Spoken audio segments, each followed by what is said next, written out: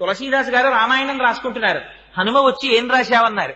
అశోకవనంలో పువ్వులన్నీ తెల్లగా పుష్పించున్నాయన్నారు.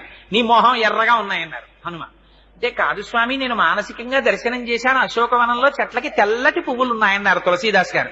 కాదు, పువ్వులన్నీ ఎరుపు అన్నారు హనుమ. అంటే నేనా సుందరకాండలో వెళ్లి చూసొచ్చిన వాడివి నువ్వా, నేను చెప్పినట్టు రాయి పువ్వులు ఎరుపని మార్చన్నారు. అంటే తులసీదాస్ గారు, అమ్మ బాబోయ్ ఇంతో మనం ఎక్కడ వాదిస్తాం, ప్రత్యక్ష సాక్షినంటాడు అని రామచంద్రమూర్తిని ధ్యానం చేశారు. రామచంద్రమూర్తి ప్రత్యక్షమయ్యారు. హనుమ ఏమిటి నీ ఎల్లరన్నారు. స్వామి, అశోకవనంలో పువ్వులు తెల్లగా ఉన్నాయని రామాయణం రాస్తున్నాడు తులసీదాసు, నేను చూసినప్పుడు ఎర్రగా ఉన్నాయి పువ్వులన్నీ అన్నారు. అంటే స్వామి అన్నారు, అల్లా నాకు ఆ ఋతువులో అప్పుడు పూసిన పువ్వులు తెలిపే, నీకెందుకు ఎర్రగా కనపడ్డాయో తెలుసా?